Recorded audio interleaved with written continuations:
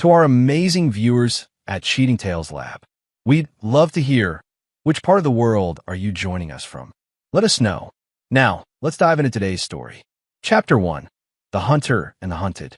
Spencer Blankenship had learned to trust his instincts during 8 years in military intelligence, and right now, every nerve in his body was screaming that something was wrong.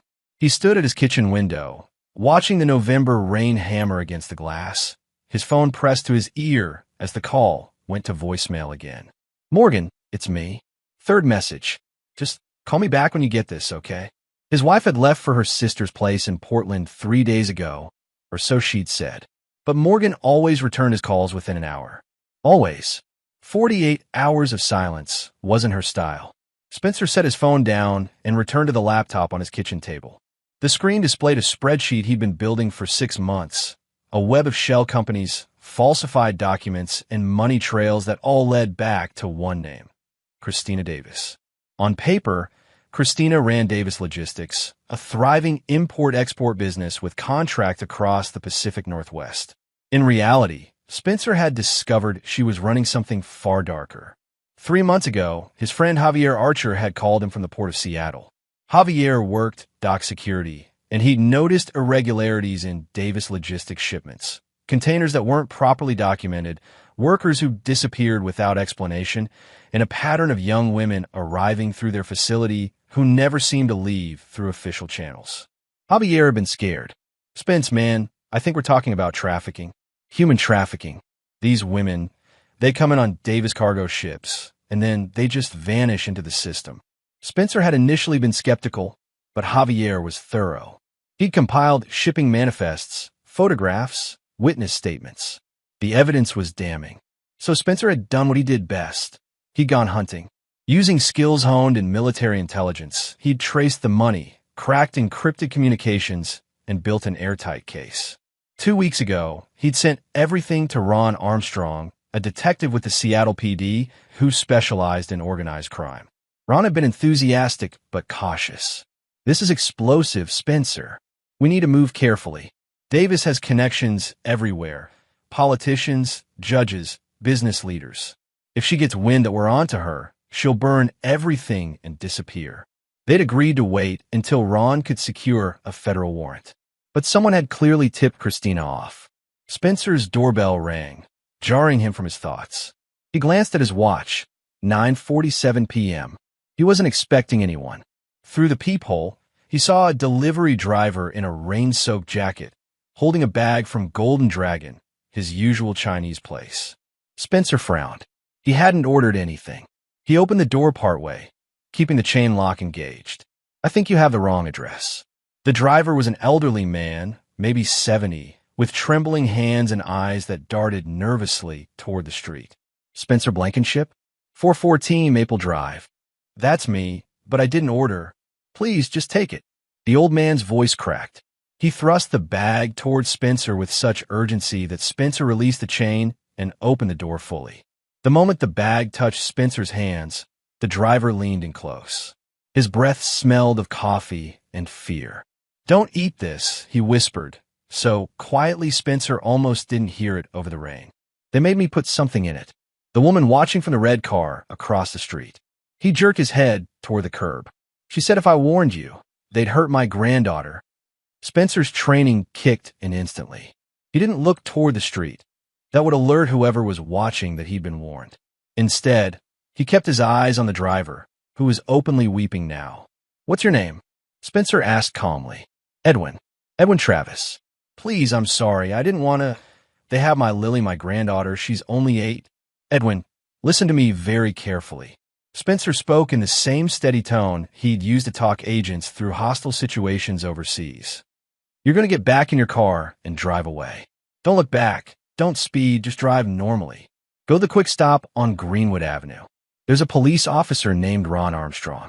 Call this number." He rattled off Ron's cell phone. "Tell him Spencer sent you and that it's Code Serpent. He'll protect you and your granddaughter. Do you understand?" Edwin nodded rapidly, already backing away. "Thank you. Thank you. I'm so sorry. Just go. Now." The old man hurried to his car, and Spencer watched him drive away. Only then did Spencer allow himself to glance casually toward the street, as if checking for more rain. The red Lexus was parked under a broken streetlight, but Spencer could make out a figure in the driver's seat. As his eyes adjusted, he saw the woman clearly. She was watching him intently, and in her hand, resting on the window sill, was a pistol. Their eyes met. The woman smiled, cold and predatory, and raised the gun slightly, as if in salute. Spencer recognized her from his investigation. Carrie Osborne, Christina Davis's head of security. Former military police, dishonorably discharged for excessive force. Known associates, various criminals, and corrupt officials. Suspected involvement in multiple disappearances. Spencer didn't flinch. He held Carrie's gaze, then deliberately set the takeout bag down on his porch step. He raised his hand in a mock salute back, making it clear he understood exactly what was happening. Then he stepped back inside and locked the door. The moment the bolt clicked, Spencer was in motion. He pulled his phone and dialed Ron Armstrong. Armstrong. Ron, it's Spencer. We've got a situation. They just tried to poison me. What? Spencer, where are you? Home. They used a delivery driver. Older guy named Edwin Travis. They're holding his granddaughter hostage. I sent him to the quick stop on Greenwood to meet you. And Ron? Carrie Osborne is parked outside my house right now. Red Lexus. She's armed. There was a pause. I'm 10 minutes out. Stay inside. Stay away from windows. I'm calling for backup. Ron, they're escalating. If they try to poison me, that means they know you have evidence. Damn it, Spencer. I told you we should have brought you in for protection. It also means they're desperate. Spencer moved to his bedroom, pulling out a locked case from under his bed. Inside was his old service weapon, a Sig Sauer M18, along with tactical gear he'd hoped never to need again. Desperate people make mistakes. This might be your chance. Spencer, don't do anything stupid. Let's handle this. They have Morgan, Ron. Silence on the other end. Then, you don't know that. She's been unreachable for 48 hours. Morgan has never gone radio silent for more than a few hours in the 10 years I've known her. Christina knows she's my pressure point. They've got her. We'll find her. I promise. But you need to stay put and stay safe. Spencer looked out his bedroom window. The red Lexus was still there, but now a second vehicle had arrived. A black SUV with tinted windows. He counted at least 3 figures moving inside. Ron, they're not here to watch. They're here to finish the job. If I stay put, I'm a sitting duck. Then get out. Go somewhere public. I'll meet you. The power cut out. Spencer's house plunged into darkness. They just killed my power, Spencer said, switching the phone to his left hand while drawing his weapon with his right. This is an assault, Ron. I'm going tactical. Spencer, wait for. A crash from downstairs, the sound of breaking glass. They were coming in. No time. Get Edwin Travis and protect him. I'm going dark. Spencer ended the call and pocketed his phone. He ejected the magazine from his Sig, checked the load, 15 rounds, and slapped it back in. Then he moved to his closet and pulled out a tactical vest and night vision goggles from his service days. More sound from downstairs, multiple intruders, moving through his house with practiced efficiency. These weren't amateurs. Spencer's mind raced through options. His house was a kill box now. They'd cut the power to blind him, and they had numbers. But Spencer had home field advantage and training they probably didn't expect. He'd also prepared for this possibility. During his investigation, Spencer had suspected Christina might retaliate, so he'd taken precautions. His home had been modified, innocuous to anyone looking, but designed for defense. Motion sensors, cameras with backup power, reinforced door frames. And in his attic, a cache of equipment and an escape route through the roof access to his neighbor's property. He activated his night vision and moved silently to his bedroom door. Through the green-tinted view, he could see down the hallway. 2 figures were coming up the stairs, weapons drawn. Spencer didn't want to kill anyone if he could avoid it. These people might just be hired muscle, not knowing what they were really involved in. But he also wasn't going to be a victim. He pulled a flashbang grenade from his vest, a souvenir from his service days that he'd legally retained. He primed it, opened his door, and rolled it down the hallway. Grenade, one of the intruders shouted. Spencer had already sealed his door and covered his ears. The explosion was muffled but still loud enough to disorient anyone in the hallway. He immediately opened the door and fired 2 shots into the ceiling above the stairs. Warning shots. "I'm armed, trained, and not going down easy," he shouted. "You've got 5 seconds to get out of my house before I start aiming center mass." Instead of retreating, more gunfire erupted from downstairs, bullets punching through the floor near where he stood. Spencer dove back into his bedroom as wood splintered around him. They weren't trying to capture him. This was an execution. Spencer grabbed his go bag, always packed, always ready, and climbed onto his dresser to reach the attic hatch. He pulled himself up into the cramped space, drawing the ladder up behind him. The attic was pitch black, but his night vision turned it into a green maze of rafters and insulation. Spencer crawled quickly toward the far end, where he'd cut a concealed exit panel in the roof. Behind him, he heard them breaching his bedroom door. He pushed open the roof panel and pulled himself out into the rain. The cold water was shocking after the stuffy attic, but also helped clear his head. He was on the back slope of his roof, invisible from the street. Spencer crawled to the edge and looked down. His neighbor's fence was 10 feet below. He'd made this jump a dozen times during his prep drills, always at night, always unnoticed. Behind him, shouts from inside his house. They'd realized he'd escaped. Spencer jumped, landed hard on the wet grass, rolled to absorb the impact, and came up running. He vaulted the fence into the next yard, then the next, putting distance between himself and the kill team. As he ran, Spencer's mind was already working the problem. Christina Davis had just made her first mistake. She'd shown her hand. She was scared, and scared enemies were predictable enemies. But more importantly, she tried to kill him, which meant Morgan was still alive. If his wife were already dead, there'd be no reason for the urgency of tonight's attack. They needed Spencer dead before he could trade information for Morgan's safety. That meant he had leverage. And Spencer Blankenship was about to teach Christina Davis that she'd picked the wrong man to threaten. 3 blocks away, he stopped in an alley and pulled out his phone. He had one call to make before Ron Armstrong arrived. His friend Javier Archer answered on the first ring. "Spence? Dude, it's almost 11. Javi, I need you to disappear. Right now. Don't go home. Christina Davis knows we've been investigating her, and she's cleaning house. They just tried to kill me." "What? Are you serious?" "Dead serious. Pack light, grab your evidence files, and meet me at the place we talked about. The fallback location. Remember?" "Yeah, the storage unit in Tacoma." "But Spence and Javi, they have Morgan. So we're not running and hiding anymore. We're going to war." Chapter 2. Ghosts and Shadows. The storage unit in Tacoma smelled like motor oil and old cardboard. Spencer arrived first, having hot-wired a car from a shopping mall parking lot, a skill he'd learned during espionage training but never thought he'd need domestically. He'd left the vehicle 2 blocks away and approached on foot, checking for surveillance.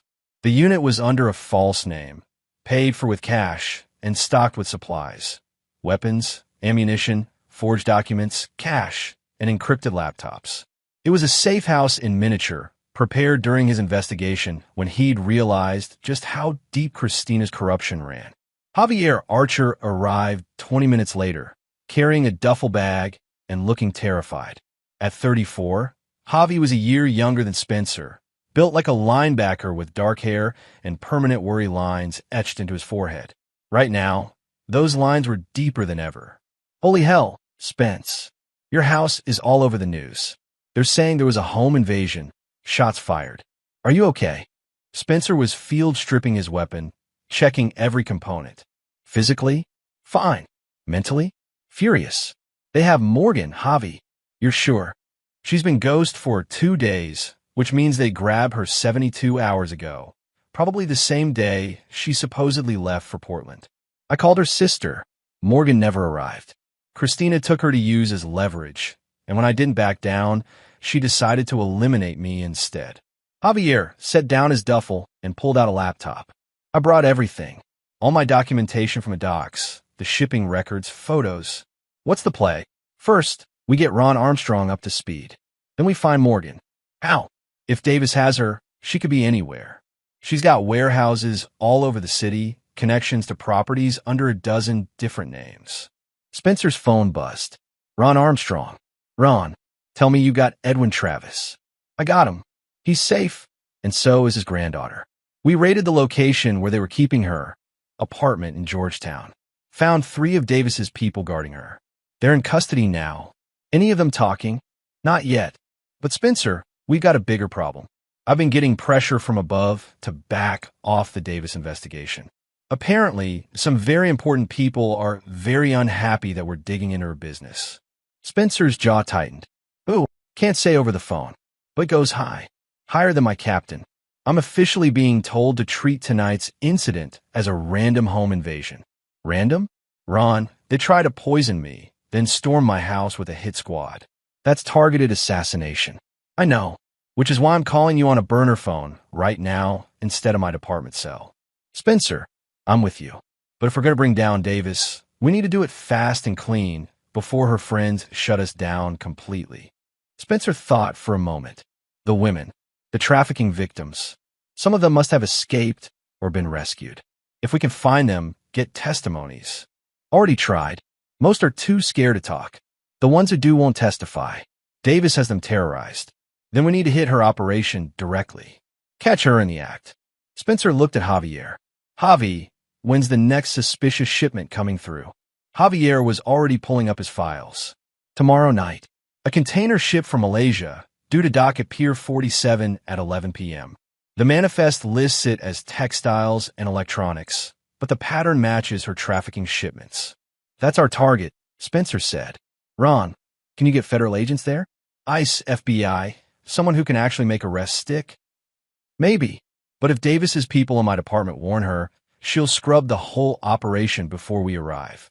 Then we don't tell your department. We hit it ourselves, document everything, and hand it to the feds as a done deal. It was a long pause. Spencer, you're talking about vigilante action. If this goes wrong, I'll lose my badge and you go to prison. And if we do nothing, Morgan dies. Christina isn't going to keep her alive once she feels secure. My wife is loose end, Ron. A witness who can place Davis's people at a kidnapping. The only reason Morgan's still breathing is because Christina thinks she might be able to use her against me. Ron exhaled slowly. Okay, I'm in, but we do this smart. No cowboy stuff. Agreed. Meet us at the storage unit. We need to plan this like a military operation. After ending the call, Spencer turned to Javier. You should know what you're getting into. This is going to get dangerous.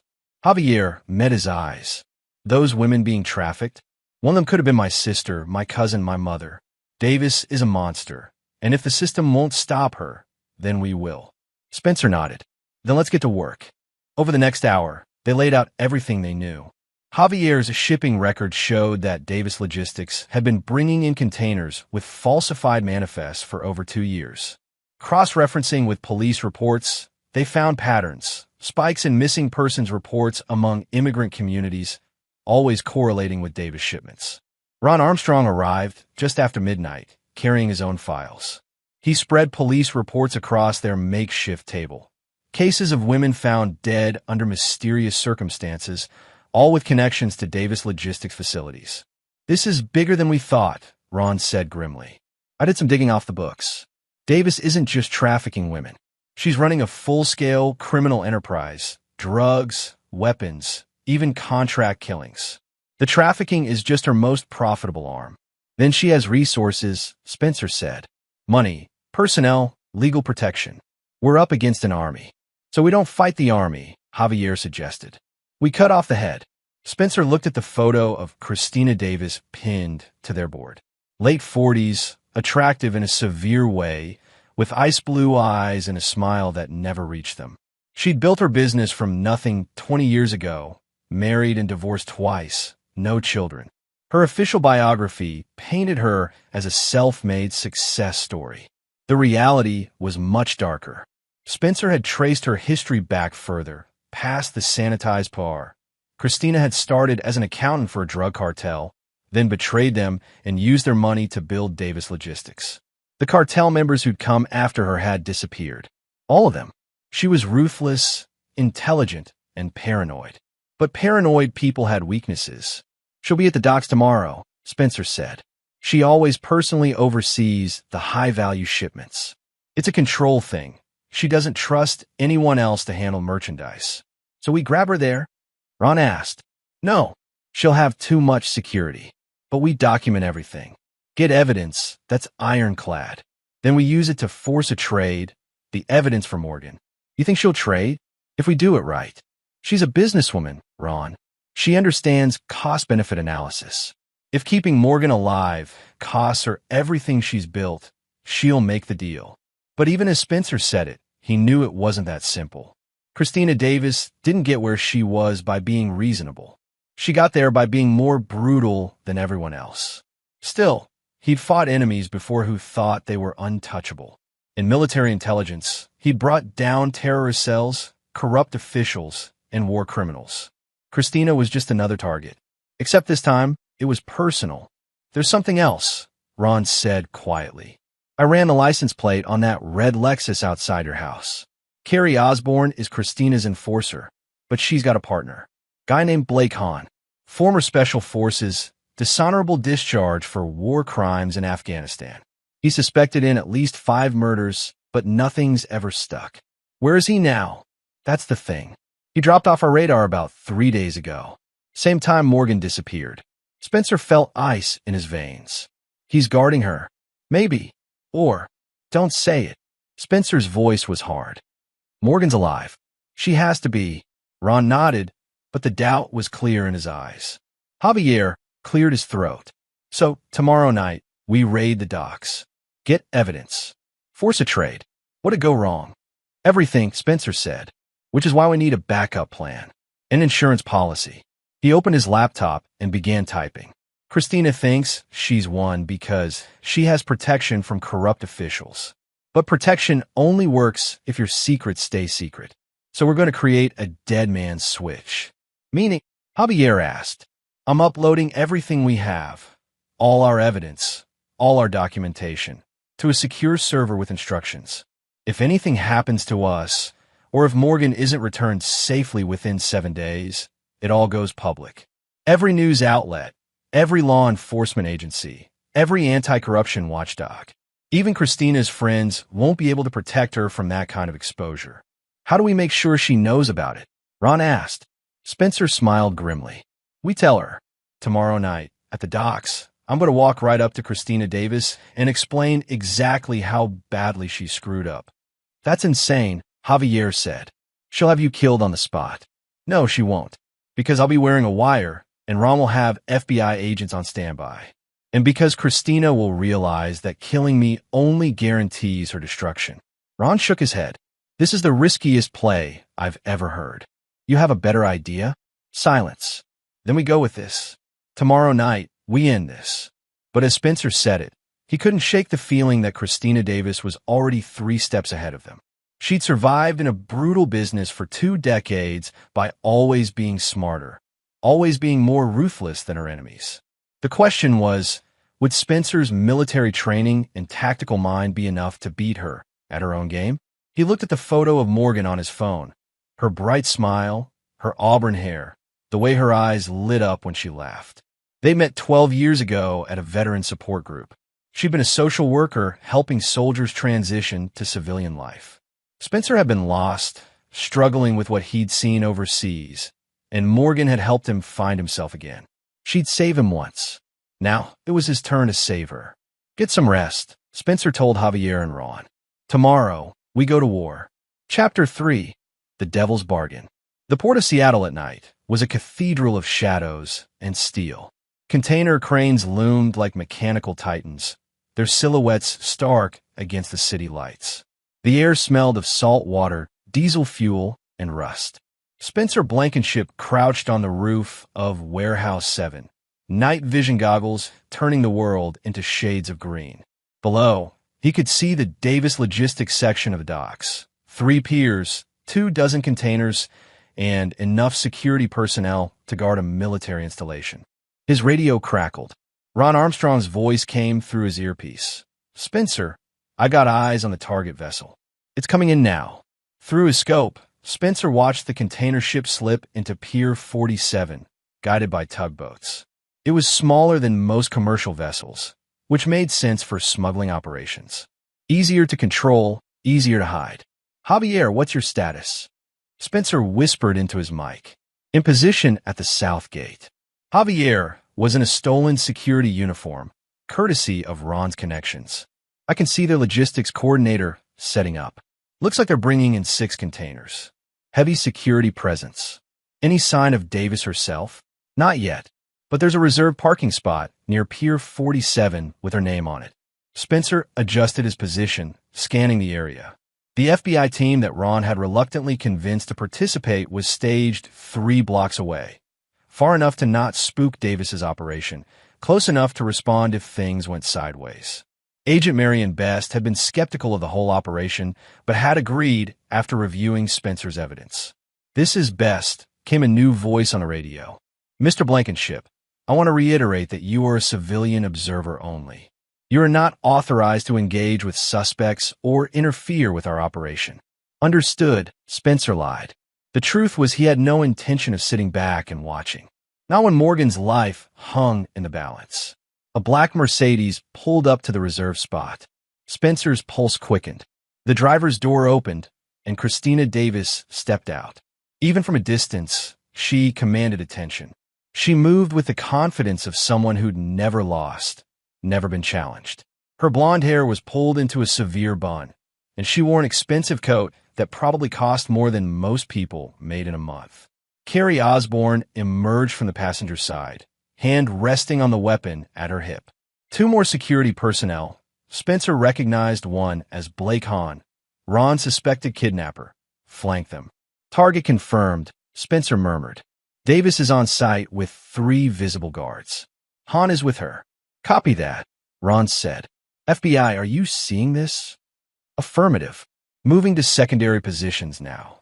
The container ship finished docking, and workers began the process of unloading. But these weren't regular dock workers. They were all Davis's people, moving with military precision. No witnesses, no complications. Spencer watched as the first container was opened. Inside, he could see movement, people packed into a space barely large enough for cargo. His jaw clenched. Even knowing what to expect, seeing it in person made his blood boil. Evidence recorded, Agent Best confirmed. "We have clear visual on human trafficking in progress." The people being unloaded looked Southeast Asian, mostly young women. They were frightened, disoriented, and clearly had no idea where they were. Davis's people herded them into waiting vans with the efficiency of cattle ranchers. "That's our probable cause," Best said. "All units, prepare to move on my signal." But Spencer wasn't waiting. He'd spotted something the FBI hadn't, a separate container being unloaded with extra care, away from the others. Blake Hahn personally supervised its placement, and when it was opened, Spencer's heart nearly stopped. Inside was a single occupant, chained to the wall. Morgan. Even through the night vision, he could see her auburn hair, see the way she held herself despite her obvious injuries. She was alive, beaten, exhausted, but alive. Rage flooded through Spencer, white-hot and consuming. Blake Hahn had been transporting Morgan in a shipping container like she was cargo. The degradation, the terror she must have felt. He forced himself to stay calm. Emotion got you killed in combat. He needed to think, to plan. "Ron, Javier, I've got eyes on Morgan. Northeast corner, special container. Hahn's guarding her. Spencer, wait for the FBI." But Spencer was already moving. He descended from the warehouse roof using a maintenance ladder, then slipped between containers, using the shadows to stay invisible. His weapon was drawn, his every sense heightened. He could hear Christina Davis speaking to someone on her phone. "Yes, everything is on schedule. The merchandise will be distributed by morning. The other matter is handled. The troublesome investigator won't be a problem anymore." Spencer's radio crackled. "All units, this is Best. We have an issue. I'm receiving orders to stand down." "Repeat, stand down." "What?" Ron's voice was incredulous. "Agent Best, people are being trafficked right in front of us." "I understand that, Detective. But I'm being told this is a CIA operation and that we're interfering with an ongoing investigation into international smuggling networks. We've been ordered to withdraw." Spencer froze. CIA operation? That was impossible. Unless Christina's protection ran even deeper than they'd thought. She didn't just have local officials in her pocket. She had federal cover. That's bullshit, Spencer growled into his mic. This is a cover-up. Maybe, Best replied, and she sounded furious. But I have direct orders from my SAC. We're pulling out. I'm not, Spencer said. Mr. Blankenship, if you interfere with a federal operation. Spencer pulled his earpiece out and pocketed it. He was done following rules while Morgan suffered. He moved closer to the container, holding his wife. Blake Hahn stood guard, weapon in hand, scanning the area. The man was professional alert. Taking him down would be tricky. Spencer circled around, using the containers as cover. He needed a distraction. In his tactical vest, he still had one flashbang grenade. It would have to do. He primed it, counted to 3, and threw it high and far toward the main loading area where Davis stood with her security team. The explosion lit up the night, accompanied by shouts of alarm. Blake Hahn immediately turned toward the commotion, instincts taking over. Spencer moved. He covered the distance in seconds, silent as a ghost. As Hahn started to turn back, Spencer was on him. He drove his weapon into the man's kidney, then wrapped an arm around his throat in a blood choke. Hahn was strong and well-trained. He fought back, trying to break the hold, but Spencer had surprise and leverage. Within 15 seconds, Hahn slumped unconscious. Spencer dragged him behind the container and zip-tied his hands and feet. Then he moved to Morgan's container. She was still chained, eyes closed. For a horrible moment, Spencer thought she might be dead. Then her eyes fluttered open, unfocused and confused. Spence. Her voice was barely a whisper. I'm here. I'm getting you out. He examined the chains. Industrial-grade padlock. He didn't have time to pick it, and shooting it would alert everyone. But he had bolt cutters in his tactical pack, always prepared. As he cut through the chain, Morgan started crying. They said they killed you. They said, chill. They lied. I'm okay. Can you walk? I think so.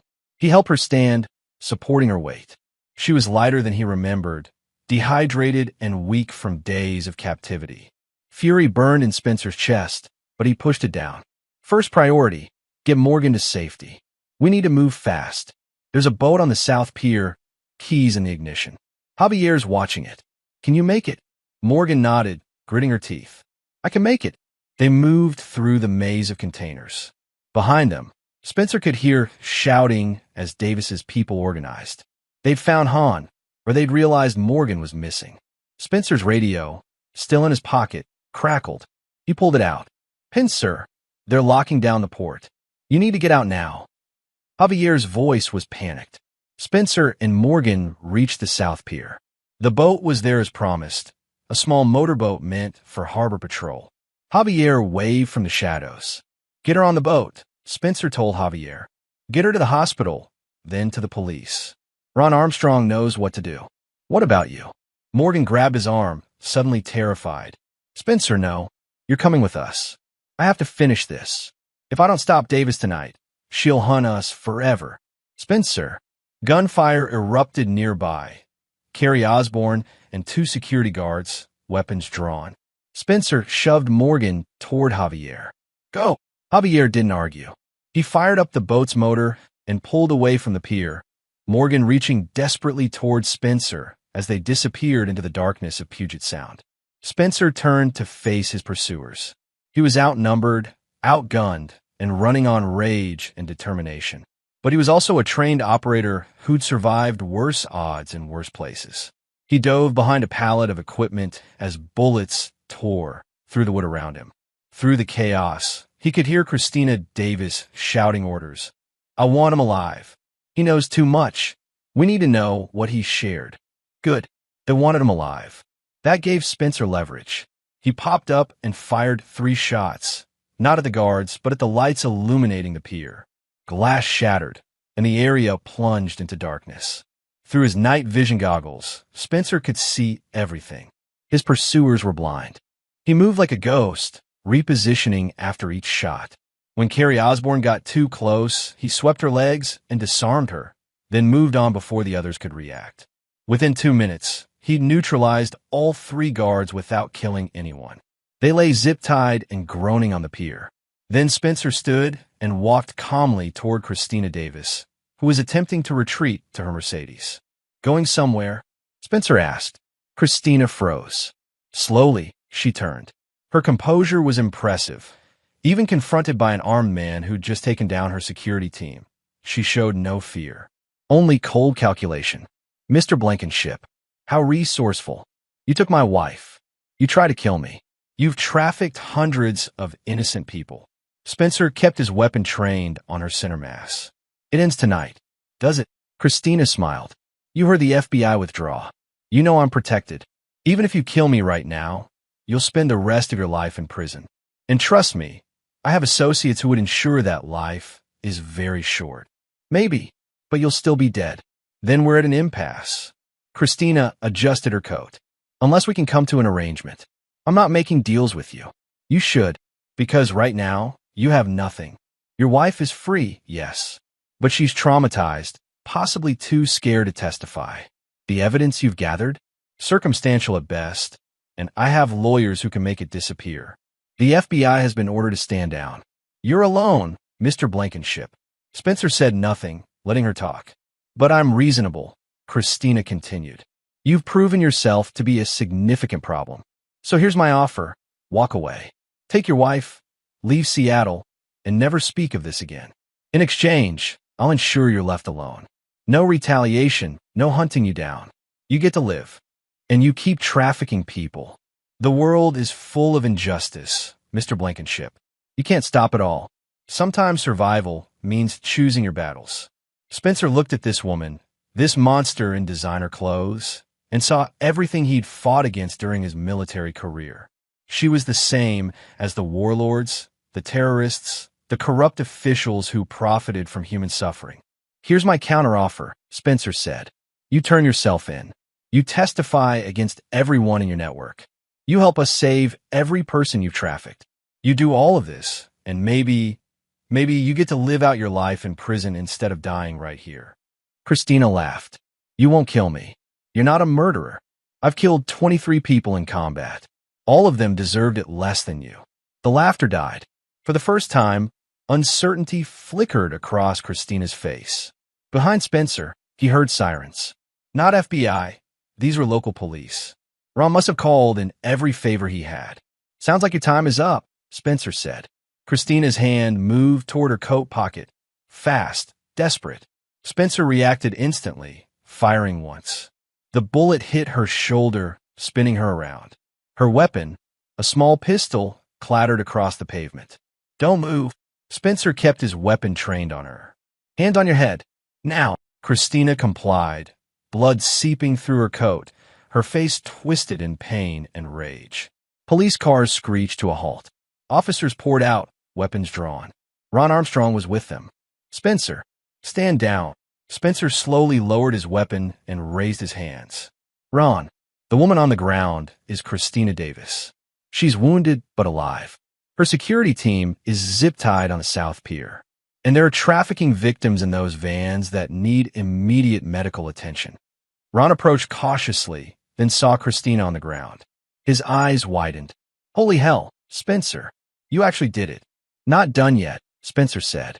We need to secure all of her records, all of her contacts. This network goes deeper than just her. As officers moved to arrest Christina, she looked up at Spencer with pure hatred. This isn't over. I have resources you can't imagine. I'll destroy you. You're welcome to try. From federal prison. Ron put a hand on Spencer's shoulder. Come on. We need to get your statement. And you need to get to the hospital. Morgan's there, and she's asking for you. Spencer nodded, suddenly exhausted. The adrenaline was wearing off, replaced by the weight of everything that had happened. As he walked away, handcuffed police officers loaded Christina Davis into a patrol car. She stared at Spencer through the window, and even in defeat, her eyes promised retribution. But Spencer had won the battle. The question was, had he won the war? Chapter 4, Unraveling Threads.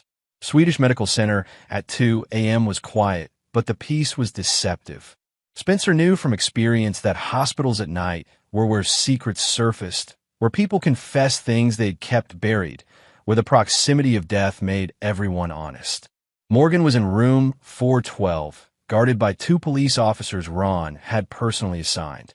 Spencer had refused treatment for his own minor injuries until he saw her.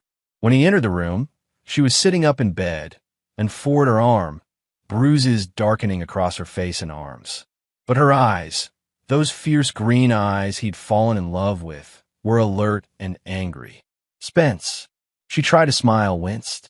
"They said you took down half of Davis's operation by yourself." "I had help." He pulled a chair close to her bed, took her hand gently. "Javier's downstairs giving his statement. Ron's coordinating the investigation. And the FBI, despite their earlier orders, decided to rejoin the party once Davis was in custody. Turns out some agents don't like being told to ignore human trafficking. How many did they save? 23 women from tonight's shipment.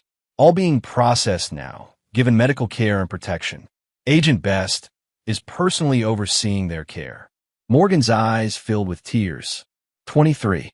"God, Spence. I was in that container with one of them before they moved me. Her name was Luz. She was 17, from Guatemala. Thought she was coming to America for a job as a nanny. Instead, Spencer squeezed her hand. We'll find her. We'll help all of them. Davis told me things," Morgan said quietly. "She wanted to break me, I think. She talked about her operation, how it worked. She's been doing this for years, Spence. Years. And everyone just looked the other way. Not anymore. With you as a witness, with the evidence we collected, she's going away forever." But even as Spencer said it, he felt uneasy. Christina Davis was too calm, too confident when they arrested her. People like her always had contingencies. A knock at the door. Ron Armstrong entered, looking exhausted but grimly satisfied. "Sorry to interrupt. Spencer, I need to talk to you. Whatever you have to say, you can say in front of Morgan." Ron glanced at her, then nodded. "Okay, here's the situation. Christina Davis is in custody at Harbor View Medical Center under guard. She's already lawyered up. 3 attorneys arrived within an hour. But here's the interesting part. Before they shut her up, she said something to me." "What?" She said, "Tell Blankenship he's solved nothing. The serpent has many heads." Spencer felt cold. "She's saying she's not working alone. Or she's bluffing, trying to scare us." Ron pulled out his phone, showed them a photo. "But we found this in her office when we executed the search warrant." The image showed a ledger, handwritten, in code, but Spencer recognized patterns from his intelligence work. Names, dates, numbers. And at the top of one page, the consortium. "A consortium," Spencer muttered. "She's part of a larger organization." "Gets worse," Ron said. "Those CIA orders that made the FBI back off? We tracked them down. They came from someone high up in the agency, but the signature was forged. Someone with access to CIA communications falsified the stand-down order. Meaning Christina has someone inside federal law enforcement covering for her. Someone with enough clearance to mimic CIA protocols." Morgan's grip on Spencer's hand tightened. "Then she's right. We haven't stopped anything. We've just cut off one branch." Spencer's mind raced. During his intelligence career, he'd encountered criminal networks like this, distributed operations where no single arrest could bring down the whole system. But they all had vulnerabilities. "The ledger," Spencer said. "Can we decrypt it? We're working on it. But even if we crack the code, we need time. And I'm not sure we have it." "Why?" Ron's expression darkened. "Because 2 hours ago, Blake Hahn escaped custody."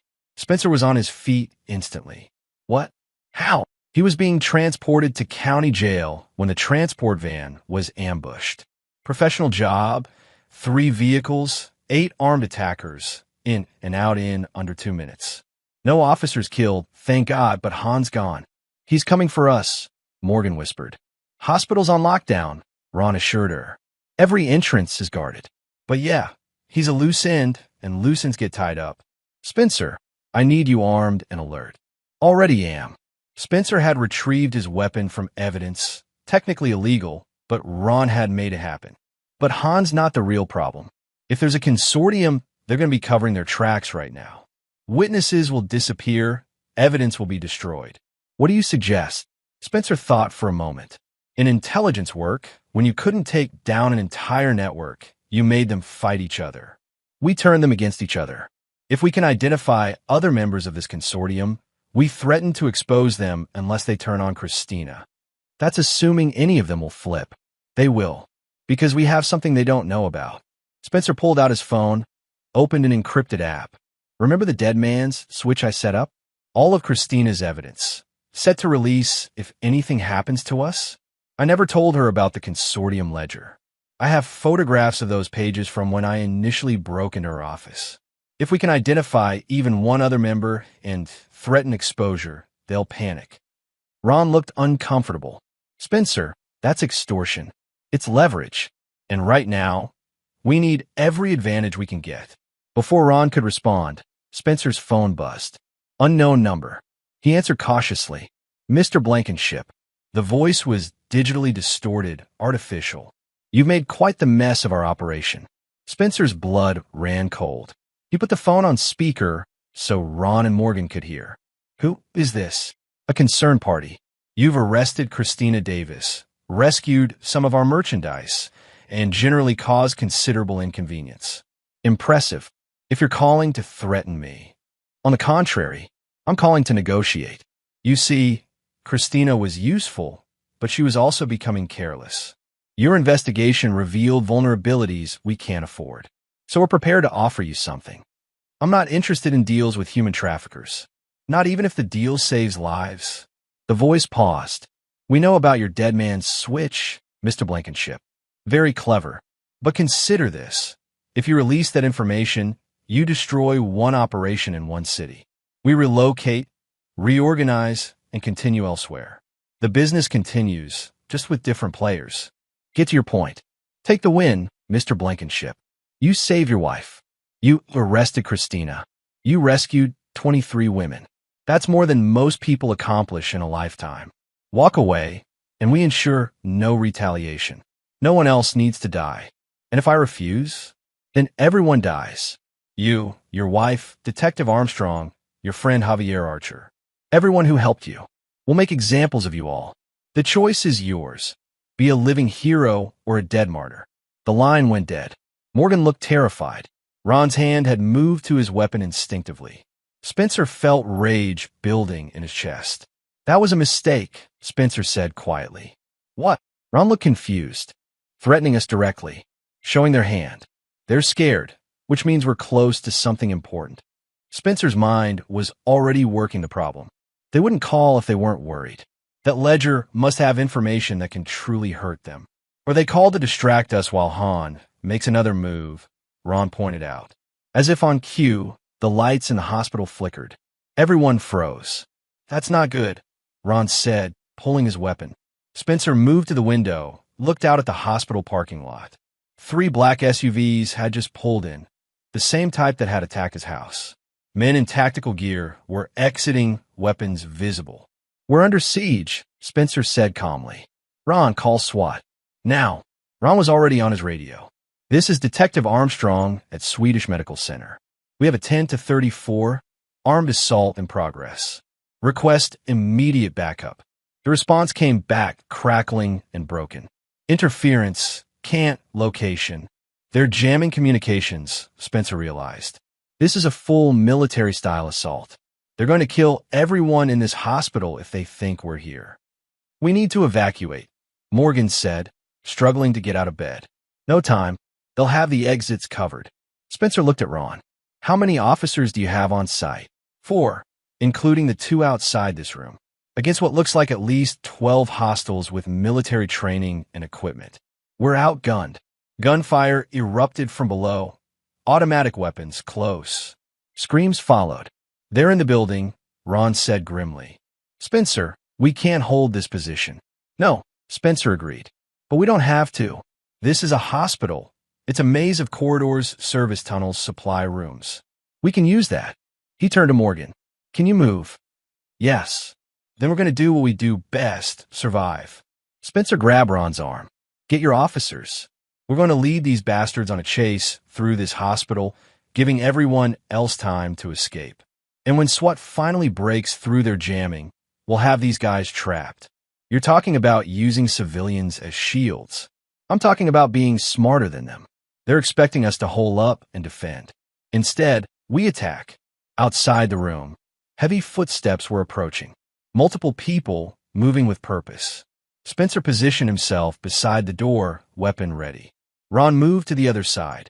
Morgan grabbed a scalpel from the medical tray. Inadequate, but she refused to be helpless. The door burst open. Two men in tactical gear entered, weapons raised. Spencer didn't hesitate. He fired twice, center mass, then headshot. The first attacker dropped. The second spun toward him, but Ron had already fired, taking him down. Move! Spencer grabbed Morgan's arm. They ran into the corridor, past shocked nurses and patients. Behind them, more gunfire. The assault team was regrouping, pursuing. Spencer led them through a service door, down a stairwell. His mind was mapping the hospital layout, remembering the floor plans he'd studied when Morgan was admitted. Basement, he said.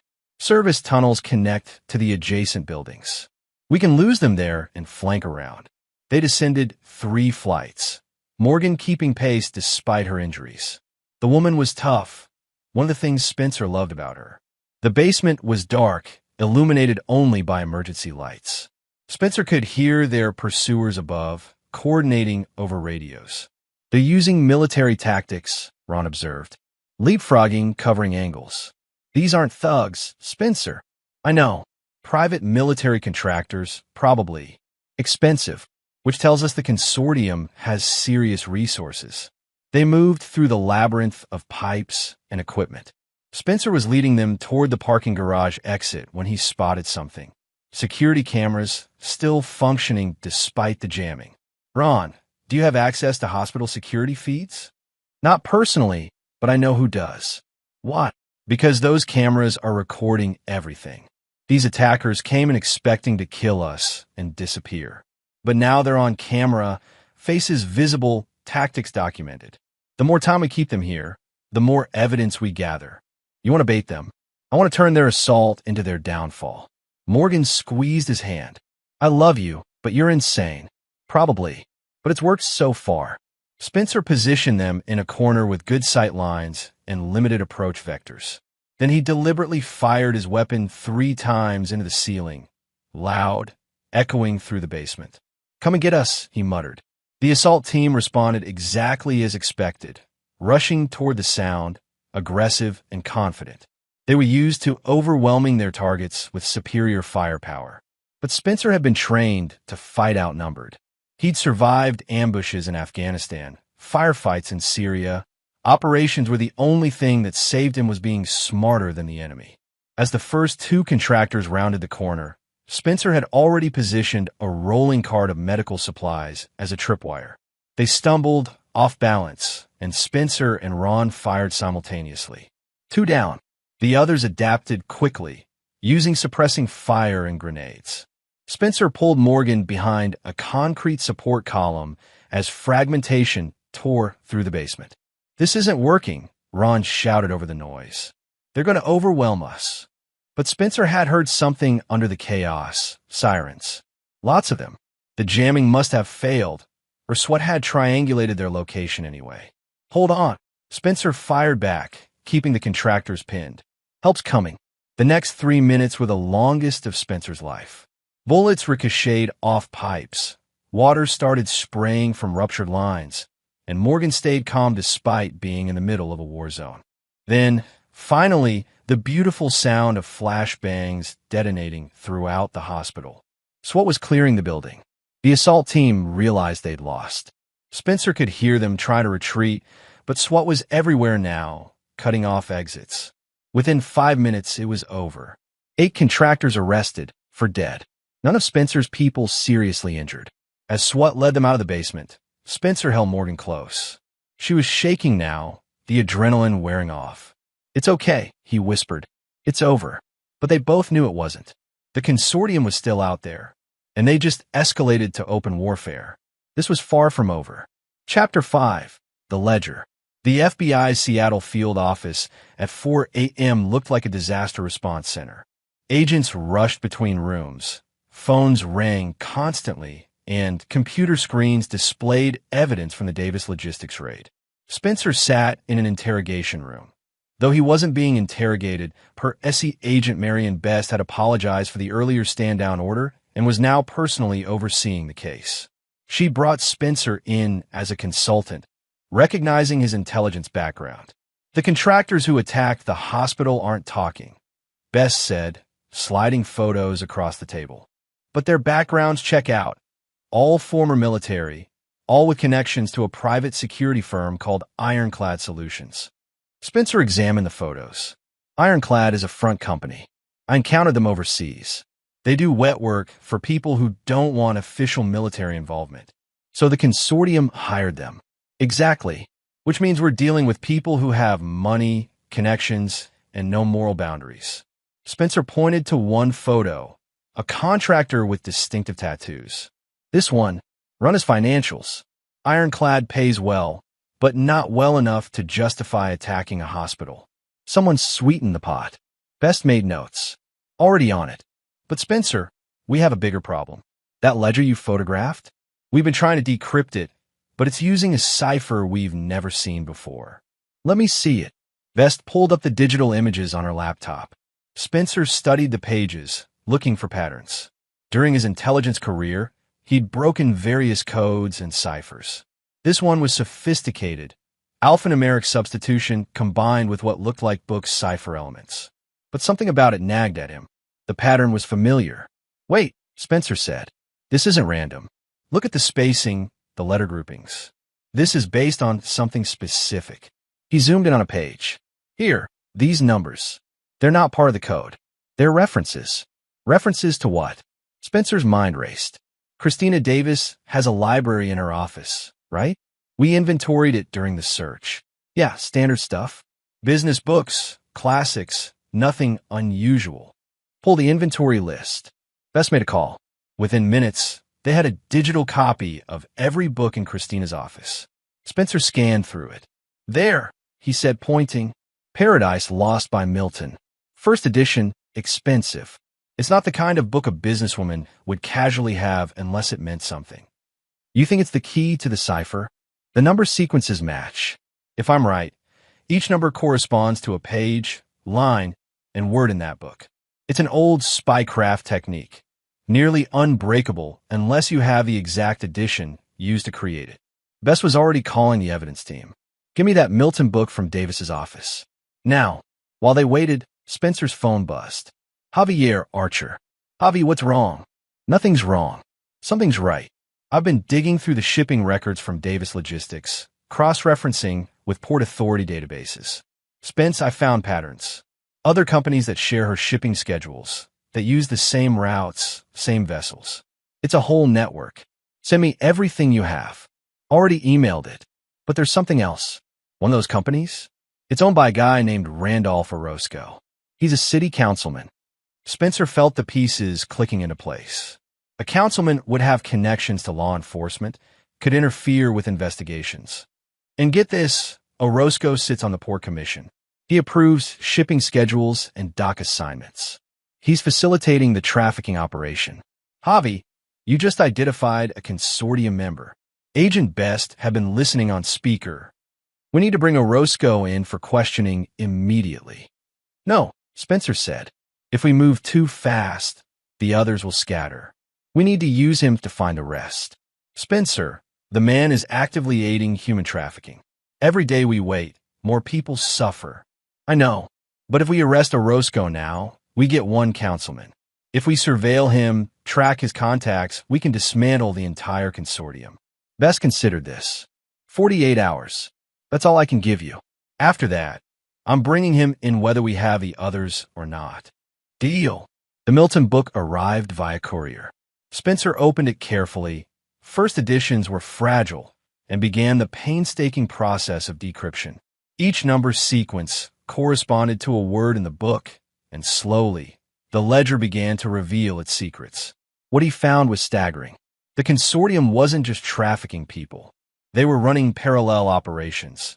Drug smuggling, weapons trafficking, money laundering, even corporate espionage. Davis Logistics was just one node in a massive criminal network spanning 3 states. And the names... My God, Spencer whispered. What? Best looked over his shoulder. Judge Aaron Berry. State Senator Gladys Moody. Port Authority Director Mickey Eaton. Spencer kept reading, his horror growing. This goes all the way to the top. These aren't just criminals. These are people running the city, the state. Best had gone pale. If this gets out prematurely, they'll destroy evidence, intimidate witnesses, maybe even flee the country. Or they'll kill everyone who knows. Spencer thought of Morgan, still in the hospital under guard. We need to move fast, but we need to be smart. I'll assemble a task force. People I know I can trust. But Spencer, we're talking about arresting some of the most powerful people in Seattle. The blowback will be enormous. Then we make sure the evidence is airtight. No wiggle room, no chance of acquittal. Spencer's mind was already formulating a plan. We surveil Orozco, like I said, but we also set up a sting. Make the consortium think they're safe, then catch them all at once. How? Christina Davis is in custody, right? And she's lawyered up, not talking. But what if we make them think she's about to flip? Make them panic. Best smiled grimly. They'll meet to discuss damage control. And we'll be watching. Exactly. Over the next 12 hours, they implemented the plan. False information was leaked through controlled channels. Hints that Christina Davis was negotiating a plea deal, that she was giving up names in exchange for a reduced sentence. Meanwhile, Spencer worked with Javier to map the entire consortium network. Every connection, every business relationship, every suspicious transaction. They built a case that would stand up to any defense attorney. Ron Armstrong coordinated with trusted officers to maintain surveillance on Randolph Orozco. And Agent Best assembled her task force, hand-picked agents with spotless records. Morgan was moved to a safe house, still recovering, but insisting on helping however she could. She'd spent her captivity listening to Christina's people talk, and her testimony would be crucial. Everything was in place. Now they just needed the consortium to take the bait. It happened faster than expected. 36 hours after the false leak, Randolph Orozco received a call on a burner phone they'd been monitoring. The conversation was brief, coded, but clear enough. Emergency meeting tonight, a location outside the city. They're gathering, Spencer said, watching the surveillance feed. All of them. We need to be ready, Best replied. If we move too soon, they'll scatter. Too late, and they might figure out it's a trap. Spencer checked his weapon, his tactical gear. This was at the endgame. In a few hours, they'd either dismantle a criminal empire or start a war that would consume them all. I'm ready, he said. Then let's finish this. Chapter 6, The Gathering Storm. The location was an abandoned warehouse in Renton, 20 miles south of Seattle. It had once been a manufacturing facility for airplane parts before the company went bankrupt. Now it was just a shell, perfect for a clandestine meeting where powerful people didn't want to be seen. Spencer Blankenship lay on his stomach on a ridge overlooking the warehouse, night vision goggles trained on the building.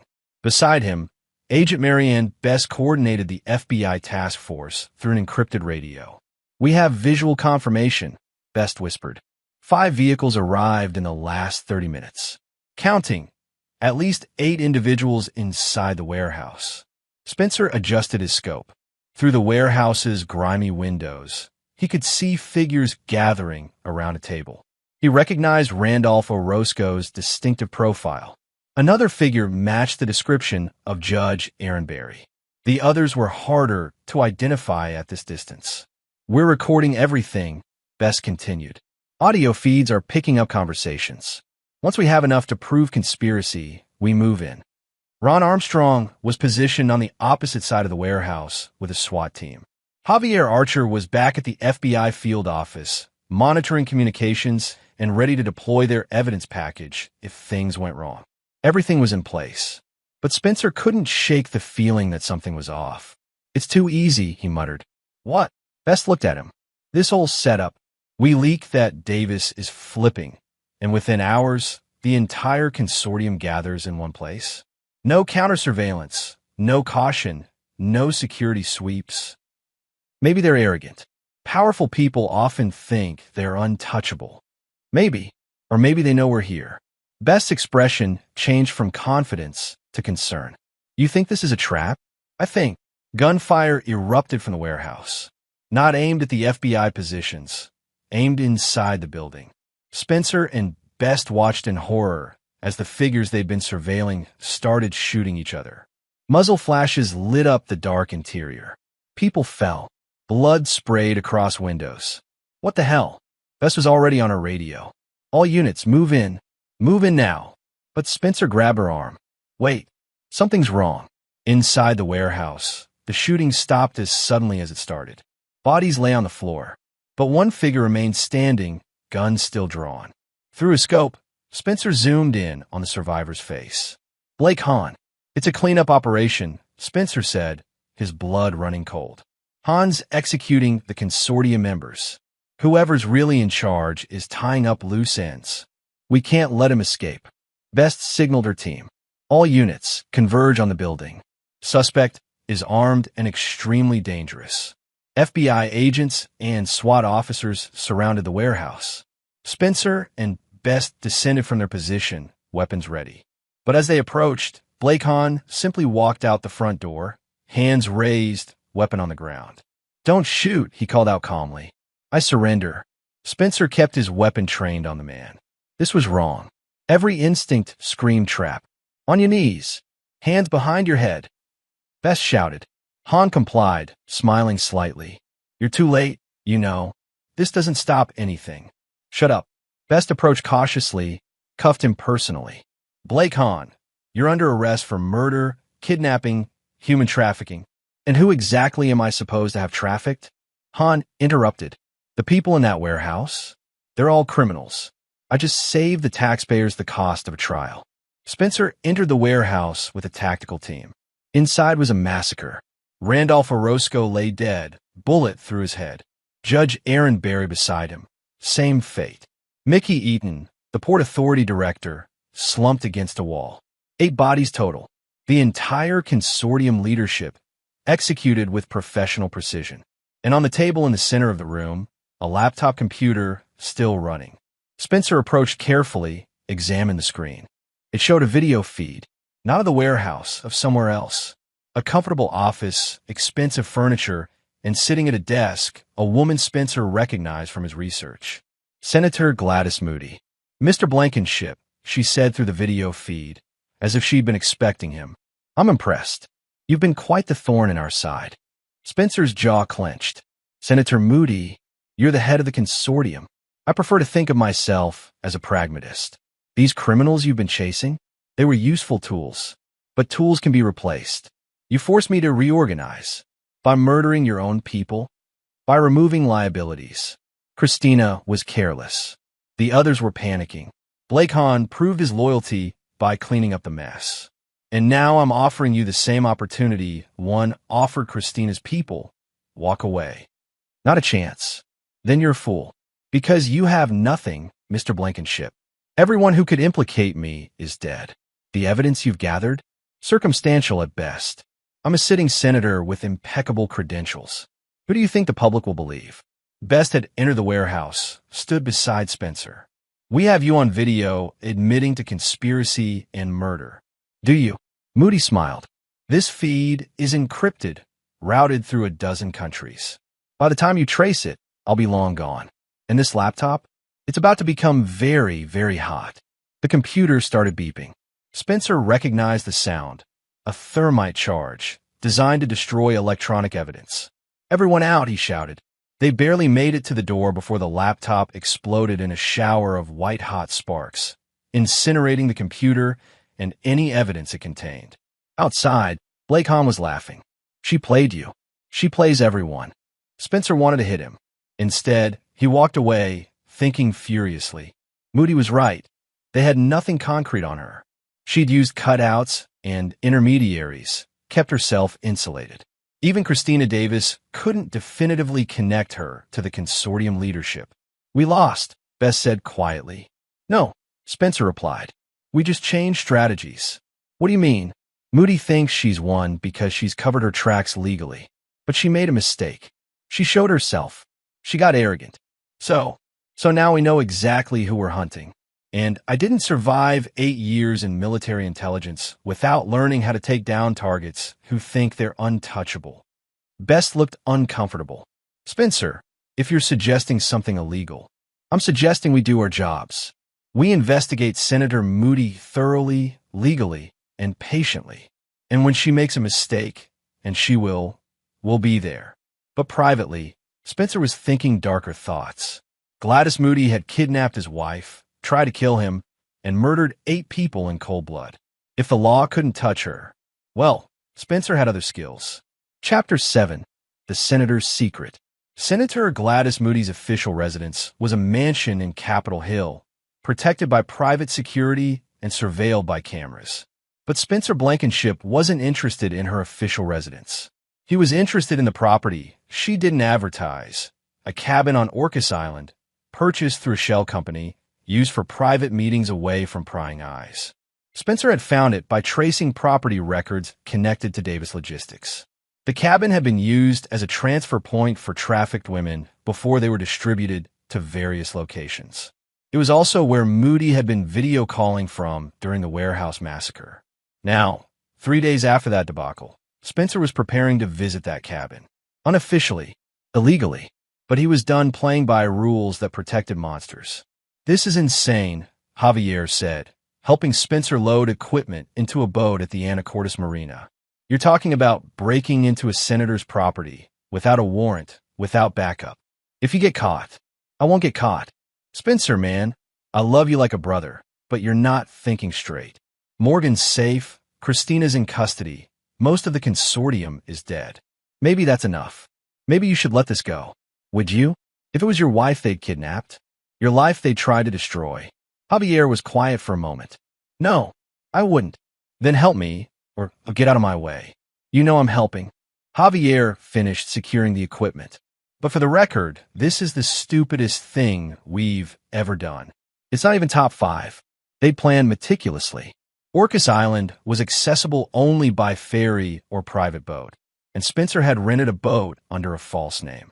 Moody's cabin was on the northern shore, isolated from neighbors.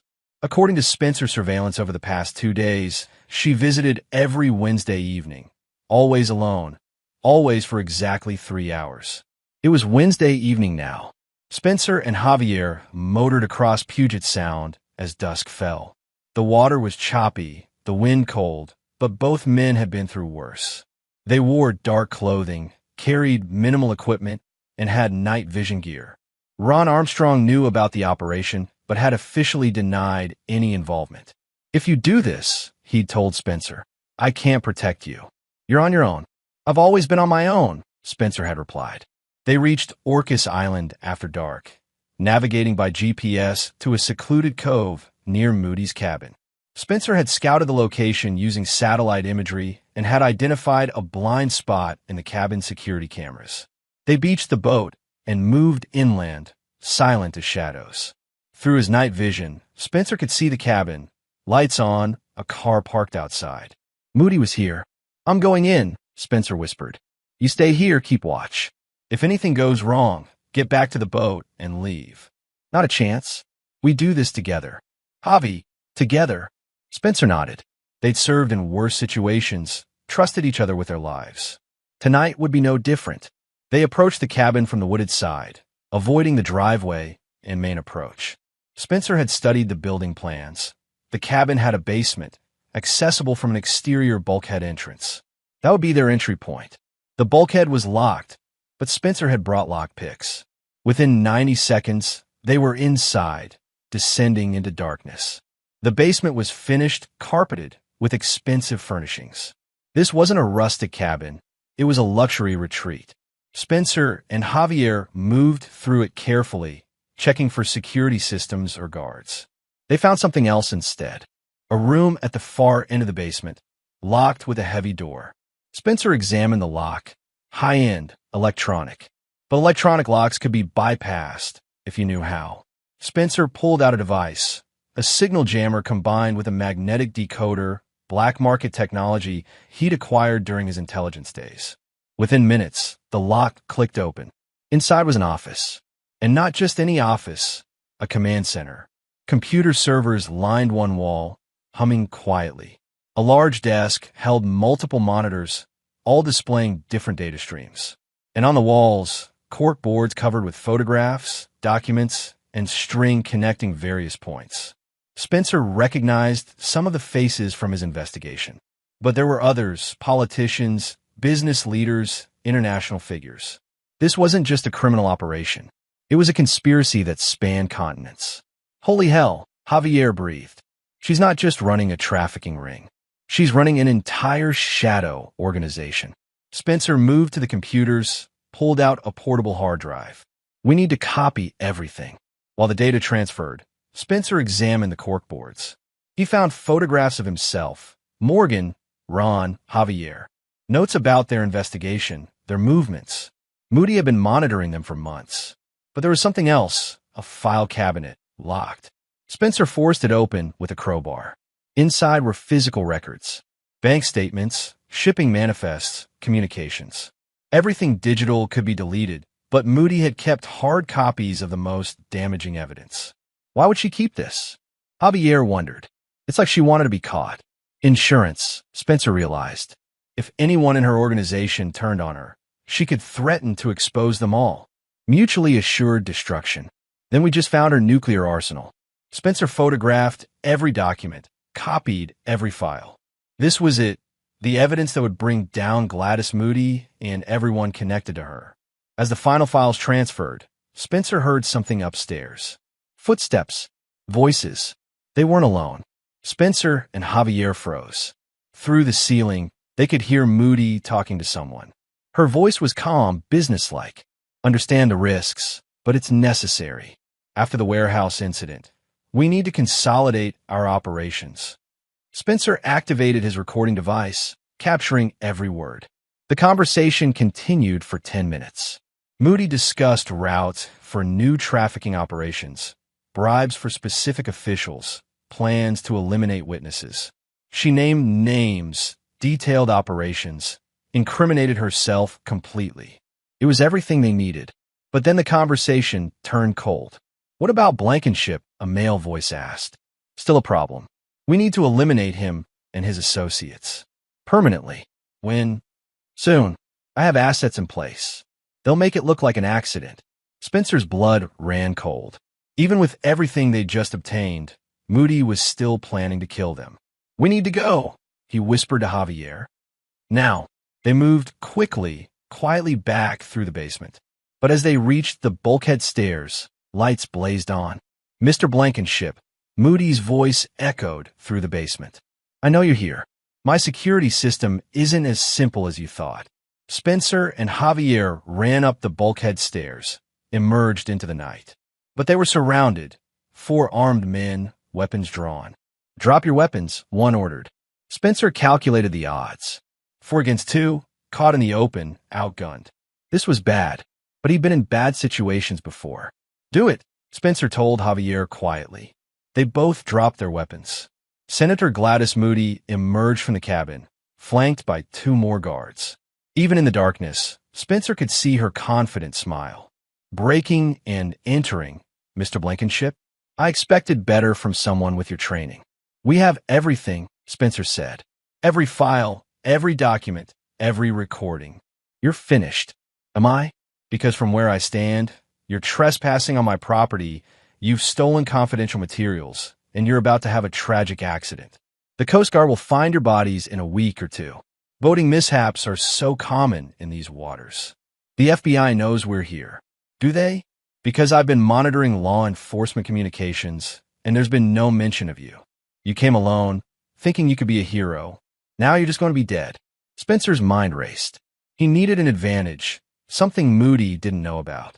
Then he remembered the dead man's switch. All their evidence, set to automatically release if they didn't check in every 12 hours. Kill us, and everything goes public, Spencer said. Every file, every recording, every piece of evidence we've gathered over 6 months. It's programmed to release automatically. The only way to stop it is with a code that only I know. Moody's smile faltered. You're bluffing. Try me. You've got. Spencer checked his watch. About 30 minutes before the next check-in is due. If I don't enter the code, every news organization in the country gets a package showing exactly what you are. The guards looked uncertain, glancing at Moody for direction. He could be lying, one said. Of course he's lying, Moody replied. But her voice had lost its confidence. Still, we should be certain. Bring them inside. We'll persuade Mr. Blankenship to provide that code. And if it doesn't exist, well, we lose nothing by being thorough. They were marched into the cabin at gunpoint. Spencer caught Javier's eye, communicated silently. Trust me, I have a plan. The truth was, Spencer was making this up as he went. But he'd learned in intelligence work that confidence could be a weapon. If Moody believed he had leverage, she'd hesitate. And hesitation created opportunities. Inside the cabin, Moody's people zip-tied their hands and forced them into chairs. The senator poured herself a drink, studying Spencer carefully. You're an interesting man, Mr. Blankenship. Most people would have run after their wife was rescued. But you kept pushing, kept investigating. Why? Because people like you don't stop unless someone stops you. Idealistic, naive, but I respect the dedication. Moody took a sip of her drink. Here's what's going to happen. You're going to give me that code. You're going to tell me where all your evidence is stored. And in exchange, I'll make your deaths quick and painless instead of slow and agonizing. That's not much of an incentive. It's all you're getting. Spencer looked around the room. 6 guards, all armed. Moody was confident, standing too close. The guards were professional, but not military trained. Private security, good, but not exceptional. He could work with this. All right, Spencer said.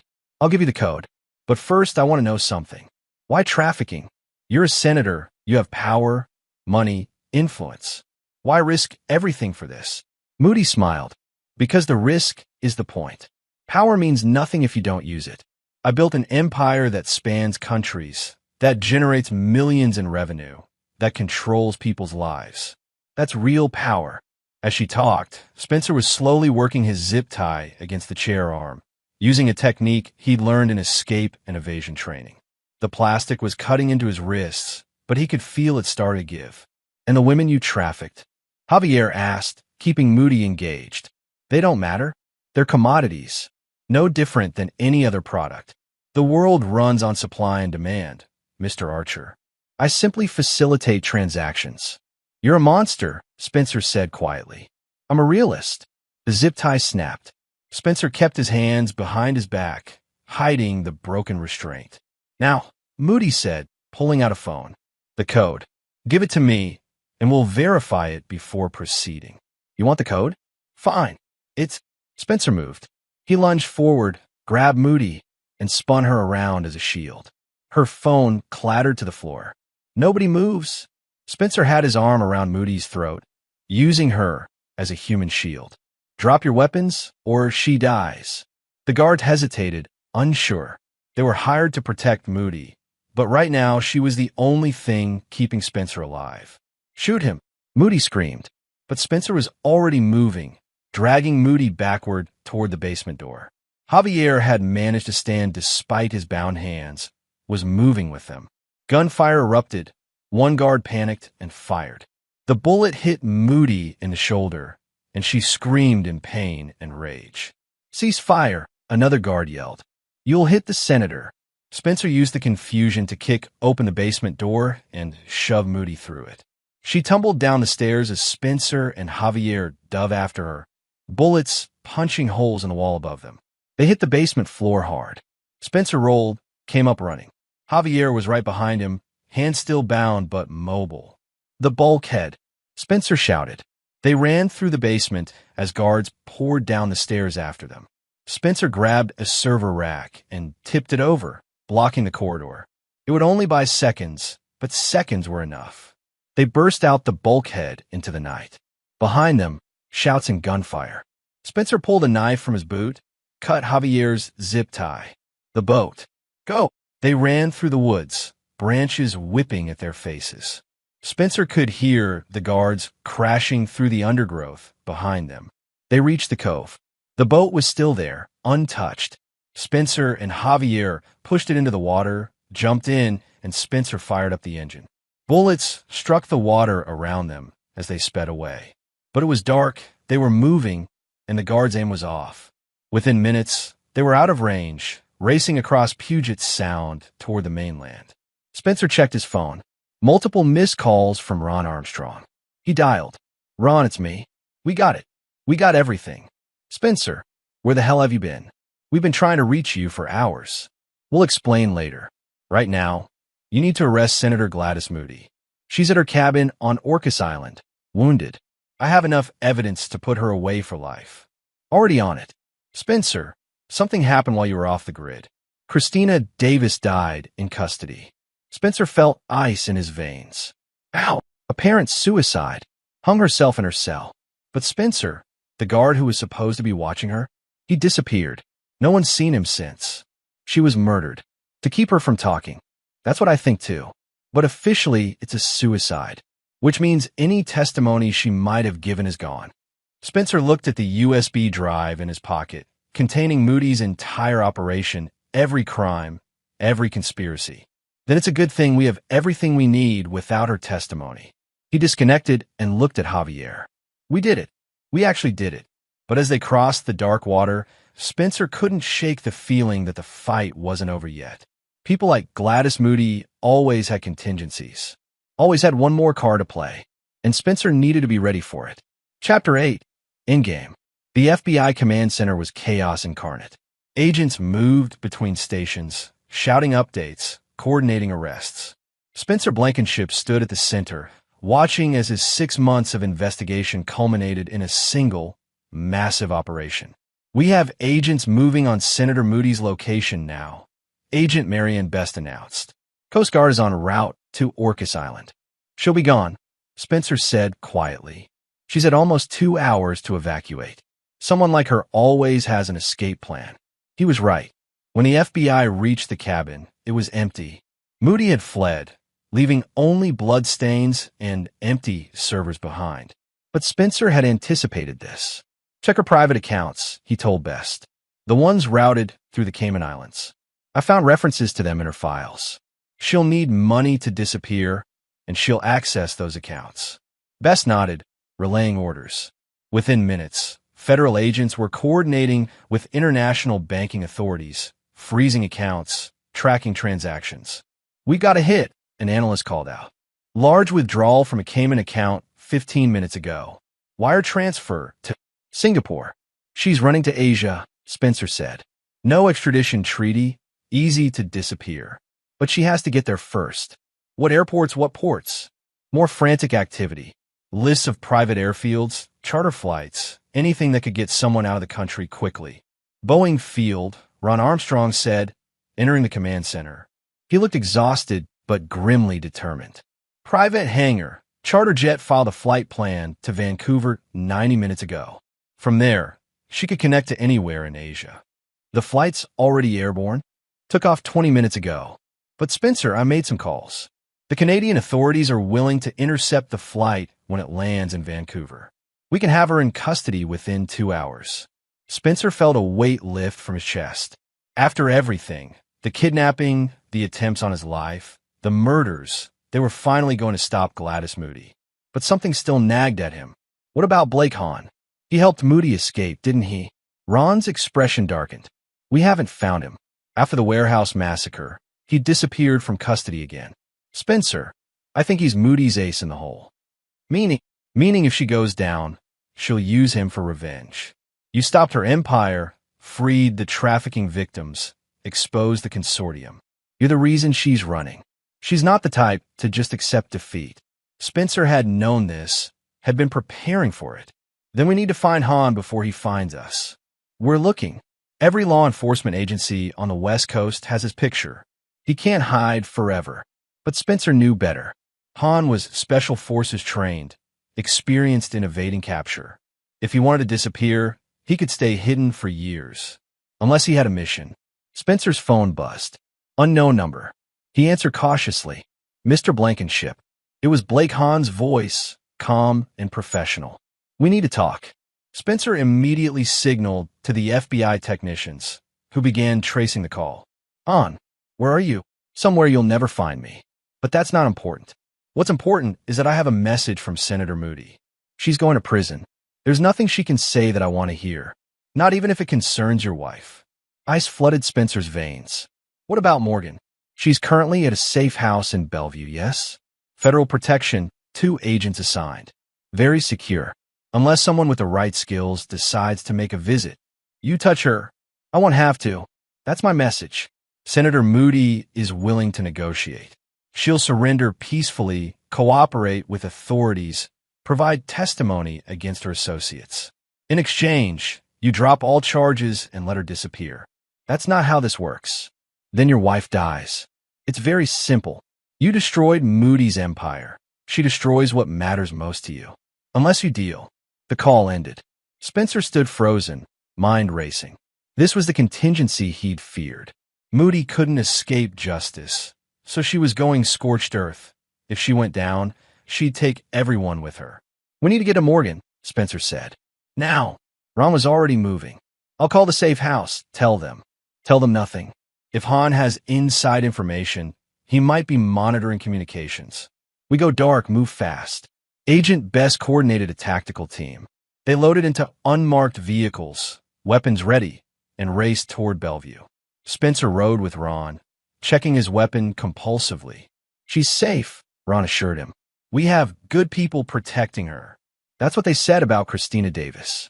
She still died in custody. They reached the safe house, a nondescript suburban home surrounded by similar houses. Everything looked normal. Too normal. Spencer approached cautiously, weapon drawn. Ron and the FBI team spread out, covering all angles. The front door was unlocked. Bad sign. Spencer entered, clearing corners with practiced efficiency. The interior was quiet.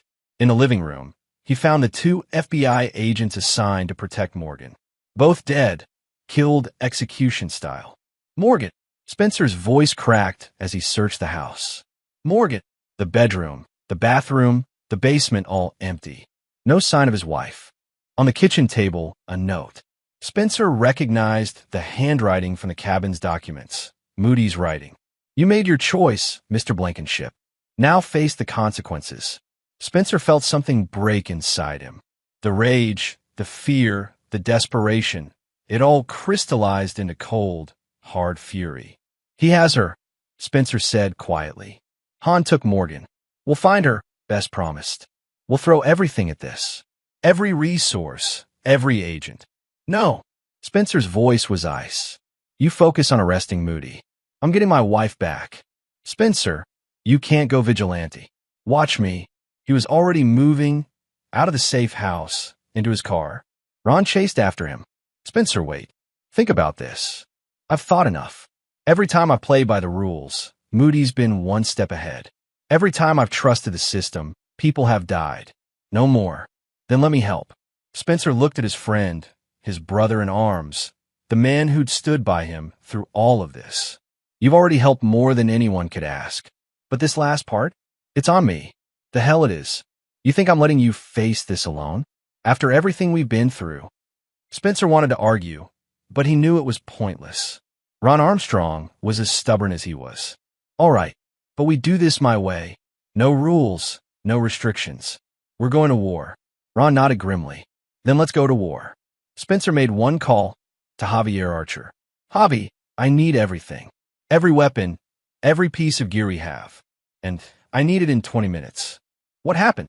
"They have Morgan." Silence. "Then I'll have it ready." "And Spencer?" "I'm coming with you." "Javi, don't argue. Morgan's family. Your family. We end this together." Spencer felt emotion threatening to overwhelm him. These men, Ron and Javier, had risked everything for him, had stood by him when they could have walked away. 20 minutes, Spencer said. The storage unit in Tacoma. They met at the unit as planned. Javier had laid out everything: weapons, ammunition, tactical gear, communications equipment.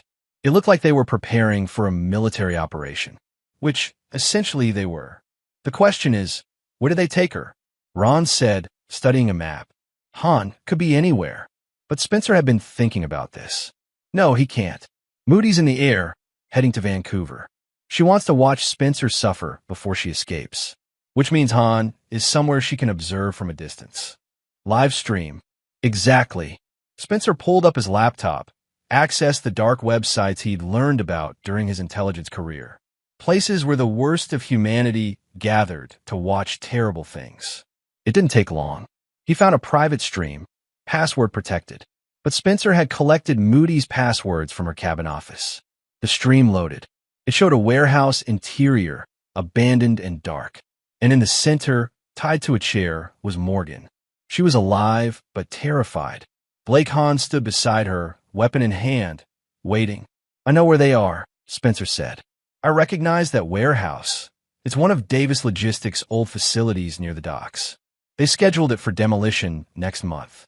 "Then that's where we're going," Javier said, loading magazines. They geared up in silence.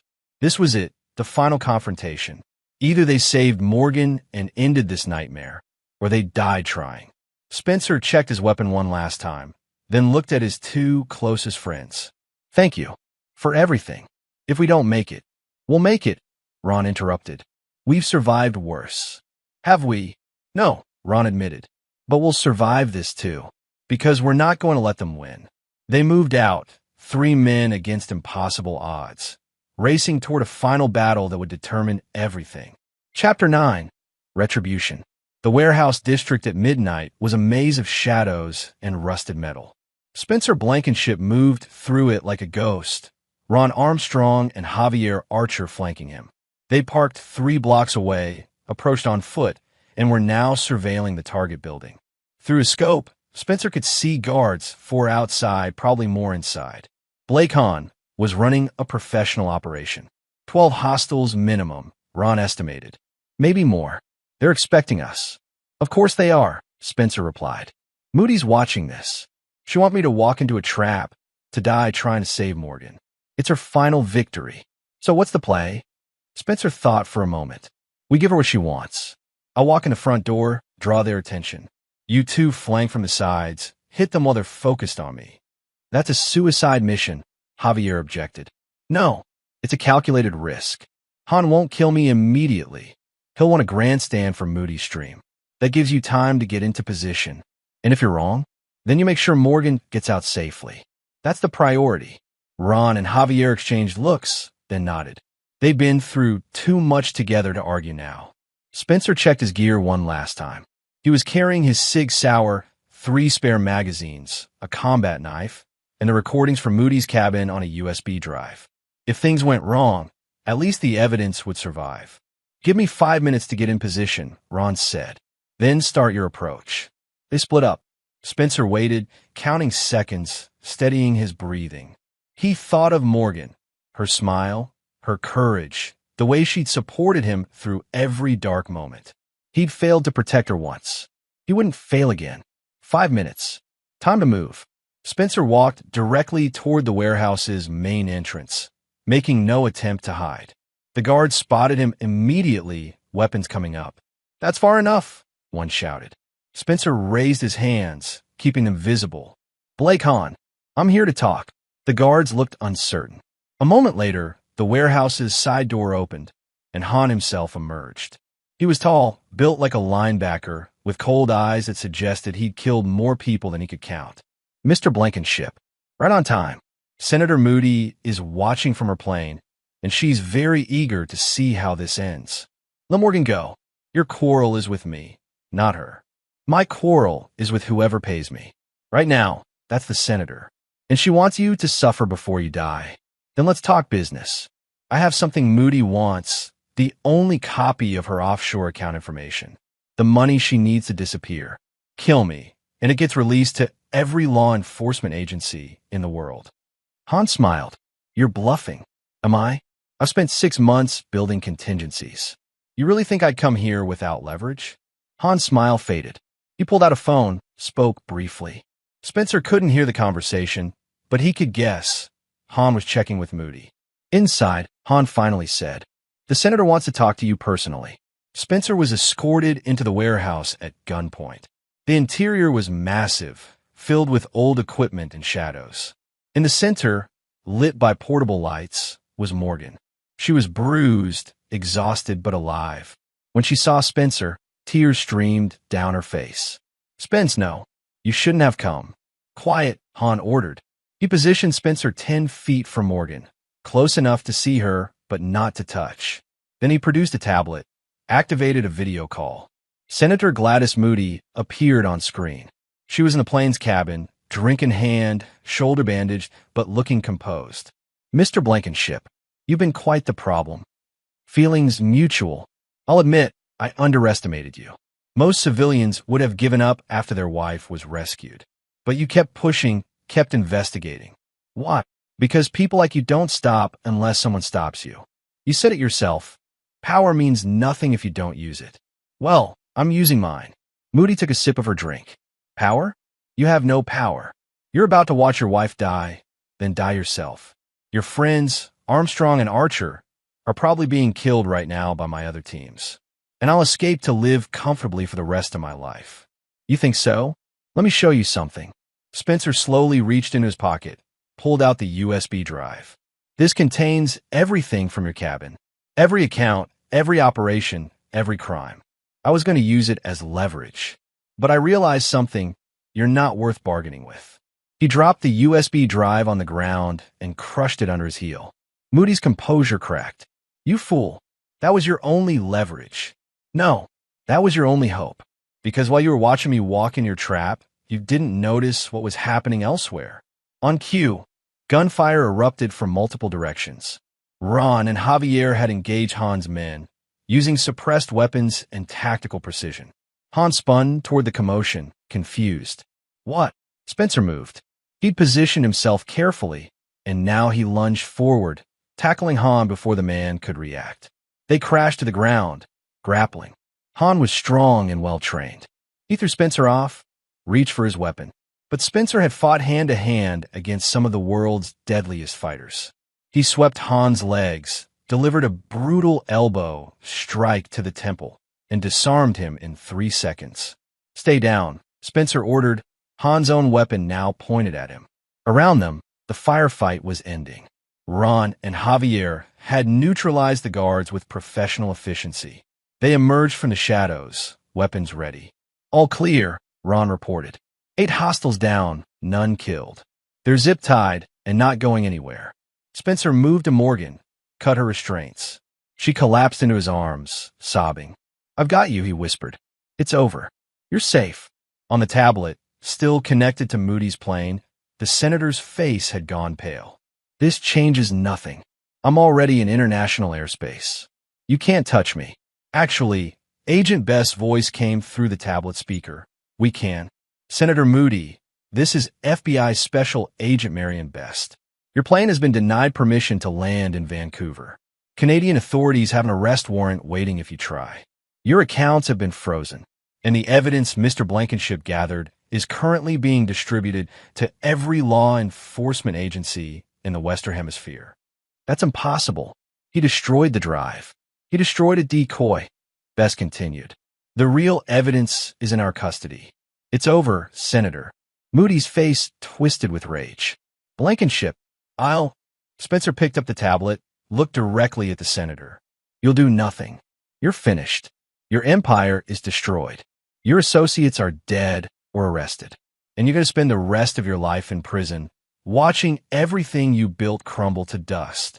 I'll kill you. I'll find a way. No, you won't. Because I'm going to be there at your trial. I'm going to testify about every crime, every victim, every moment of suffering you caused. And then I'm going to watch you get sentenced. And, Senator, I'm going to smile. He ended the call. Moody's plane was intercepted 30 minutes later when it tried to make an emergency landing in Alaska. She was arrested by federal agents, and this time there was no escape. 3 months later, Spencer stood in the gallery of a federal courthouse, watching as Senator Gladys Moody was sentenced to 6 consecutive life sentences without possibility of parole. Blake Hahn had received a similar sentence, along with Carrie Osborne and the remaining members of Moody's security team. The courtroom had been packed with victims, families, journalists, and law enforcement officials. It was one of the largest criminal conspiracy cases in Washington state history. Judge Aaron Berry's replacement, a no-nonsense jurist named Patricia Chun, had shown no mercy. She'd listened to weeks of testimony, reviewed thousands of pages of evidence, and heard from 23 trafficking survivors who'd found the courage to speak. The scope of your crimes is staggering, Judge Chun had told Moody during sentencing. You betrayed the public trust, exploited the vulnerable, and showed no remorse for the suffering you caused. This court finds no mitigating factors that would warrant leniency. Moody had stood silent, her expensive suit and perfectly styled hair unable to hide the defeat in her eyes. She'd glanced once at Spencer in the gallery, and he'd met her gaze without flinching. No gloating, no satisfaction, just the quiet certainty that justice had been served. As the marshals led Moody away in chains, Spencer felt Morgan's hand slip into his. She'd been there for every day of the trial, testifying about her captivity with a strength that had moved the entire courtroom to tears. "It's really over," she whispered. "It's really over," Spencer confirmed. They walked out of the courthouse together, past a crowd of reporters shouting questions. Spencer ignored them all. He'd given his testimony, provided his evidence. The rest was for the courts and history to judge. Ron Armstrong was waiting on the courthouse steps, looking more relaxed than Spencer had seen him in months. "The captain wants to give you a commendation," he told Spencer. "Civilian Medal of Valor. You and Javier both." "We don't need medals," Spencer replied. "Maybe not, but take them anyway. Let people know that sometimes ordinary citizens can stand up against extraordinary evil and win." Javier Archer joined them, grinning. "Did you see Moody's face when they read the sentence? 6 life terms. She'll die in prison." "Good," Morgan said firmly. There was no anger in her voice, just finality. She'd been through hell and emerged stronger for it. "What now?" Ron asked Spencer. "Back to your old life?" Spencer looked at Morgan, saw the understanding in her eyes. They talked about this over the past few weeks, about what came next. "No," Spencer said. "Not back to the old life. Forward to something new." 6 months later, the office space in downtown Seattle was modest but functional. The sign on the door read, "Blankenship Investigations, Justice for the Forgotten." Spencer was at his desk, reviewing a case file, when Morgan entered with coffee. She'd joined the firm as a victim advocate, using her social work background to help the people they were trying to protect. "New client," she announced. "Woman from Tacoma. Her sister disappeared 3 months ago, and the police say there's no evidence of foul play, but she thinks it's connected to labor trafficking." Spencer took the file, skimmed it. The patterns were familiar. Vulnerable immigrant promised legitimate work, then vanished. It was the kind of case most investigators wouldn't touch because the victims were invisible to society. "We'll take it," Spencer said. They weren't getting rich doing this work. Most of their clients couldn't afford to pay much, if anything. But money wasn't the point. The point was that someone needed to stand up for people who couldn't stand up for themselves. Javier had left his job at the docks to join them full-time, bringing his knowledge of shipping and logistics. Ron Armstrong stopped by regularly, sharing information from active police cases that might connect to their investigations. Together, they'd formed something powerful, a team dedicated to exposing the kind of crimes that thrived in shadows. The office door opened, and Agent Marianne Best entered. She'd become an ally and friend, often collaborating on cases that crossed federal and civilian jurisdictions. "Thought you'd want to know," she said. "We just arrested the last member of Moody's consortium, a businessman named Paul Levy who'd been hiding in Mexico. Your evidence from the cabin helped us track him down." "How many does that make?" Spencer asked. 17 arrests, 14 convictions so far. We've also shut down 6 trafficking operations and rescued over 100 victims. All because you refused to give up." Spencer shook his head. "It wasn't just me. It was all of us. Still, you started this. You could have walked away after Morgan was safe, but you didn't." Best handed him a folder, "Which is why I wanted to give you this personally. The FBI director signed off on your application to be a federal consultant. If you want it, you can work cases with us officially. Better pay, better resources, and legal protection." Spencer looked at the folder, then at Morgan. "What do you think?"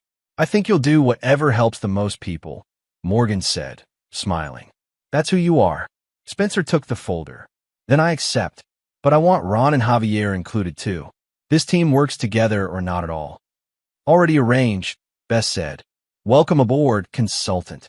After Bess left, Spencer sat back in his chair and looked around the small office. It wasn't much, certainly nothing compared to Senator Moody's mansion or Christina Davis's corporate empire. But it was honest work, meaningful work. Morgan came around the desk, wrapped her arms around him from behind. You did good, Spence. You saved a lot of people. We did good, he corrected. I couldn't have done any of this without you, even when I was the one needing rescue. Especially then.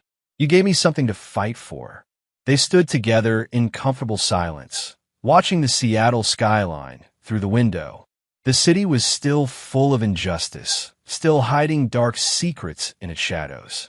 But now it also had people willing to shine a light into those shadows. Spencer's phone buzzed. A text from an unknown number. Thank you for saving me. I have a job now, in an apartment. I'm going to be okay. Luz. Spencer smiled.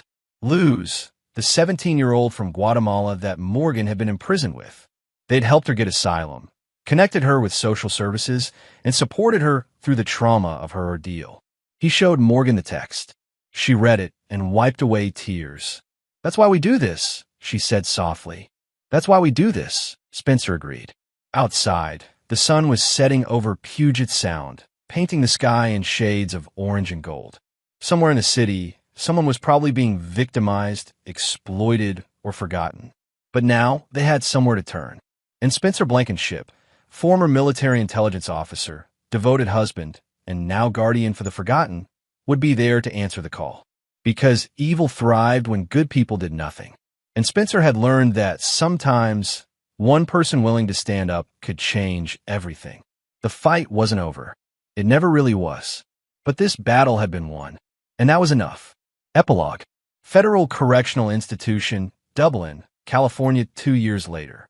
Senator Gladys Moody sat in the prison's visiting room, wearing orange instead of designer suits. Her perfectly styled hair now streaked with gray. She'd aged a decade in 2 years. Across from her sat a journalist from the Washington Post, recording an interview for a piece about fallen politicians. Any regrets? The journalist asked. Moody was silent for a long moment. Then, I regret underestimating Spencer Blankenship. I thought he was just another civilian, another obstacle to be removed. I didn't understand that he was something else entirely. What was he? Someone who understood that the system doesn't always work. Someone willing to step outside it when necessary. Someone who refused to be intimidated. Moody leaned forward. People think I lost because I was evil and he was good. That's not how the world works. I lost because he was smarter, more determined, and willing to risk everything when I wasn't. Would you do things differently if you could go back?